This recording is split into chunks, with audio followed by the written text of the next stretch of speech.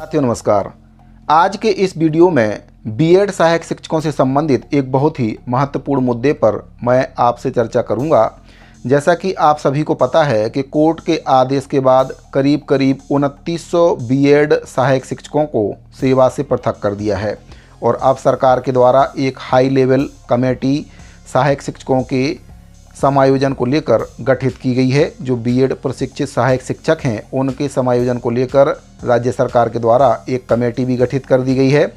तो क्या इस कमेटी से सहायक शिक्षकों का समायोजन संभव है? क्या इस कमेटी से जो बीएड सहायक शिक्षक हैं उनका समायोजन सरकार कर सकती है? क्या कोई ऐसा नियम सरकार बना सकती है कि इन बीएड सहायक शिक्षकों का दोबारा समायोजन हो सकता है? इन सभी मुद्दों पर विस्तार से आज के इस वीडियो में मैं आपसे चर्चा करने वाला हूं। आपसे निवेदन है कि अगर पहली बार चैनल पर विजिट कर रहे हैं तो चैनल को सब्सक्राइब जरूर करें, साथ ही बेल आइकन को प्रेस करके उसको ऑल पर सेट कर लें, जिससे आपको कर्मचारियों से संबंधित जानकारी लगातार इस चैनल के माध्यम से मिलती रहे। तो साथियों, जैसा कि आप सभी को पता है कि जो बीएड सहायक शिक्षक हैं उनको सहायक शिक्षक के पद पर नियम विरुद्ध सेवा प्रदान की गई थी और उनके आदेश में भी स्पष्ट लिखा था कि ये नियुक्ति माननीय उच्च न्यायालय के आदेश के अधीन होगी।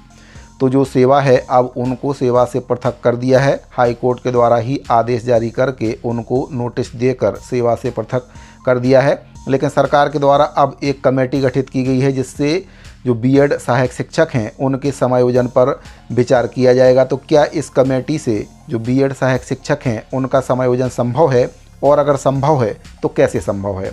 क्योंकि कोर्ट के आदेश के बाद इन बीएड सहायक शिक्षकों को सेवा से पृथक किया गया है। तो क्या सरकार कोर्ट के आदेश के विरुद्ध जाकर कोई ऐसा नियम बना सकती है कि इनको फिर से सेवा में रखा जाए? आखिर चूक कहाँ हुई है और जिसका खामियाजा जो बीएड सहायक शिक्षक हैं उनको कहीं ना कहीं भुगतना पड़ रहा है? सबसे पहले हम बात करेंगे उस आदेश के बारे में जिसके तहत जो बीएड सहायक शिक्षक हैं इनको सेवा से पृथक किया गया है। तो साथियों, आप देख सकते हैं लोक शिक्षण संचालनालय 30/12/2024 को यह आदेश जारी किया गया है। महत्वपूर्ण न्यायालयीन प्रकरण, इसमें जो प्रति है समस्त जिला शिक्षा अधिकारी बस्तर एवं सरगुजा संभाग। विषय इसमें दिया गया है contempt case civil 970/2024 Om Prakash Sahu विश्व श्री परदेसी सिद्धार्थ कोमल एंड एनोदर। इसमें जो संदर्भ है छत्तीसगढ़ शासन स्कूल शिक्षा विभाग मंत्रालय का पत्र क्रमांक रायपुर दिनांक 30/12/2024 माननीय उच्च न्यायालय बिलासपुर के द्वारा अवमानना प्रकरण क्रमांक 970/2024 में पारित आदेश दिनांक 10/12/2024 माननीय उच्च न्यायालय बिलासपुर के द्वारा WPS क्रमांक 7344/2023 में पारित आदेश दिनांक 2/4/2024। इसमें बताया गया कृपया सीधी भर्ती 2023 में चयनित एवं वर्तमान में कार्यरत सहायक शिक्षकों के परिप्रेक्ष्य में संदर्भित पत्र क्रमांक 1 का अवलोकन करें और माननीय उच्च न्यायालय के आदेश के परिपालन में बीएड अर्हता के आधार पर चयनित सहायक शिक्षकों को as per the court order date 2/4/2024 का उल्लेख करते हुए सेवा समाप्ति किए जाने का नियमानुसार नोटिस जारी करें। संबंधित सहायक शिक्षक नोटिस जारी दिनांक से 7 दिवस के भीतर नियुक्ता प्राधिकारी के समक्ष अपना दावा आपत्ति प्रस्तुत कर सकते हैं। इसके साथ ही हटाए गए सहायक शिक्षकों के स्थान पर व्यापम द्वारा जारी मेरिट सूची और आरक्षण रोस्टर का पालन करते हुए बीएड अर्हताधारी अभ्यर्थियों की चयन प्रक्रिया प्रारंभ करें। कृपया इसे सर्वोच्च प्राथमिकता देवें। उप संचालक लोक शिक्षण संचालनालय से ये आदेश जारी किया गया है और इसके साथ ही करीब 2900 बीएड सहायक शिक्षकों की सेवाएं समाप्त कर दी गई हैं। अब यहाँ पर चूक कहाँ हुई है?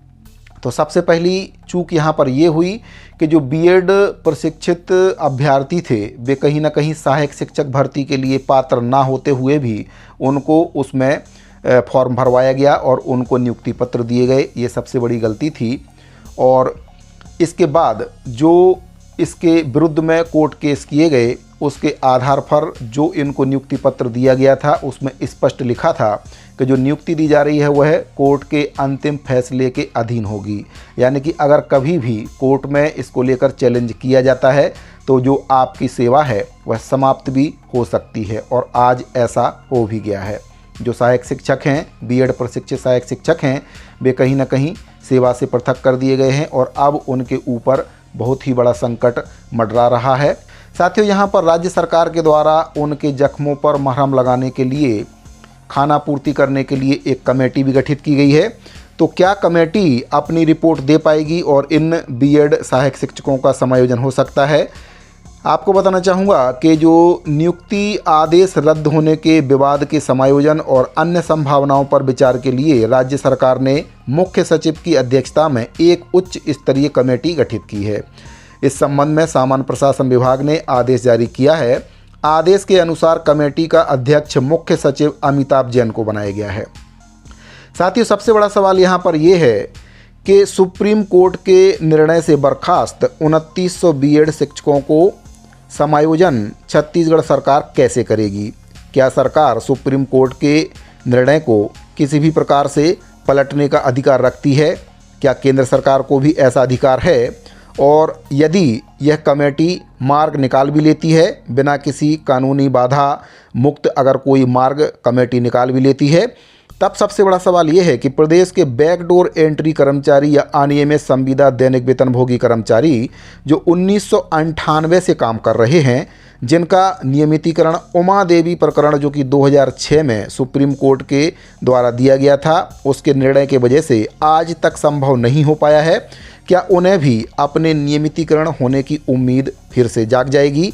आउटसोर्सिंग, ठेका संविदा, अंशकालीन जॉब दर, मानदेय लगभग समस्त 7 लाख कर्मचारियों को अपने नियमितीकरण की आस फिर से जाग जाएगी अगर ये कमेटी रिपोर्ट देती है और इन बीएड सहायक शिक्षकों को समायोजित किया जाता है। तो फिर जो अनियमित कर्मचारी हैं उनके नियमितीकरण को लेकर भी एक बार फिर से उम्मीद जगेगी। इस कमेटी के बाद हो सकता है कि ऐसे सभी संगठन इस मुद्दे में प्रदर्शन करने और मांग करने के लिए आगे आएँ। आपको बताना चाहूँगा कि बीजेपी सरकार के द्वारा अपने घोषणा पत्र के 28 नंबर पेज में समस्त अनियमित कर्मचारियों को मोदी की गारंटी में कमेटी बनाकर सदस्य बनाकर समाधान निकालने का लिखित आश्वासन दिया है, लेकिन भाजपा सरकार ने आज तक लाखों अनियमित कर्मचारियों में से किसी भी अनियमित कर्मचारी को इस कमेटी में सदस्य ही नहीं बनाया है। वहीं पर 3000 बीएड वालों के लिए तत्काल कमेटी बन गई है, जिससे अपने आप में सरकार का अनियमित कर्मचारियों के मुद्दे को लेकर जो सोच है उस पर कहीं ना कहीं बड़े सवाल पैदा हो रहे हैं। तो अगर जो कमेटी बनाई गई है, यहाँ पर मैं आपको ये भी बताना चाहूँगा कि अगर जो बीएड सहायक शिक्षक हैं उनका समायोजन हो जाता है तो बहुत ही अच्छी बात है, क्योंकि एक बार नौकरी में आने के बाद नौकरी से निकालने का जो दर्द है वह कहीं ना कहीं एक कर्मचारी ही समझ सकता है और उनके घर परिवार को चलाने में कितनी दिक्कत उनको आ रही होगी, ये भी एक बहुत बड़ा सवाल है। क्योंकि इतने दिनों की या वर्ष की सेवा देने के बाद जो भी उनके द्वारा सर्विस दी गई है उनको सेवा से पृथक कर दिया, तो कहीं ना कहीं उनकी आजीविका का जो साधन है कहीं ना कहीं छिन गया है।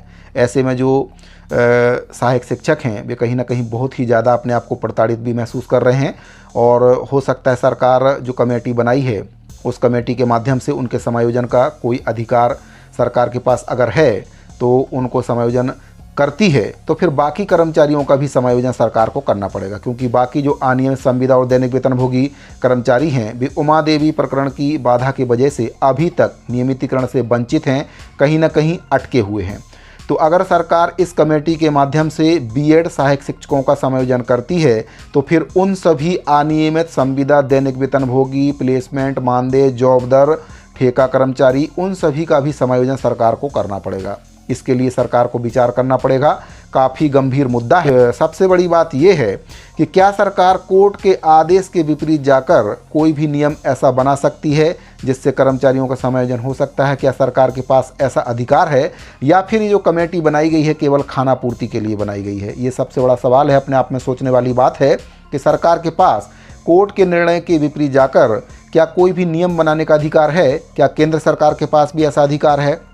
अगर ऐसा अधिकार है तो फिर सरकार ने उन लाखों और भी कई कर्मचारी हैं अनियमित संविदा, दैनिक वेतनभोगी के तौर पर जो काम कर रहे हैं उनके लिए ऐसा नियम क्यों नहीं बनाया? ये अपने आप में भाजपा के जो घोषणा पत्र है जिसमें जो वादा किया गया था कि हमारी सरकार बनेगी तो 100 दिन के भीतर कर्मचारियों की समस्याओं के निराकरण के लिए कमेटी बनाई जाएगी। कमेटी बना दी है, खाना पूर्ति हो चुकी है, लेकिन उस पर निर्णय आज तक सरकार नहीं दे पाई है। तो अगर बीएड सहायक शिक्षकों का समायोजन हो जाता है तो उन लाखों अनियमित कर्मचारियों के लिए भी मार्ग कहीं ना कहीं प्रशस्त होगा, जो इस उम्मीद में है कि आज नहीं तो कल सरकार हमारा भी समायोजन करेगी। तो ये बहुत बड़ा प्रश्न चिन्ह है यहाँ पर। बाकी आपकी इस पूरे मुद्दे पर क्या राय है, इसको कमेंट बॉक्स में ज़रूर बताइए। अगर जानकारी आपको पसंद आई हो तो वीडियो को लाइक और अपने अन्य साथियों को भी शेयर करें। इस वीडियो पर इतना ही, मिलते हैं अगली वीडियो में। अभी के लिए दीजिए इजाज़त, धन्यवाद।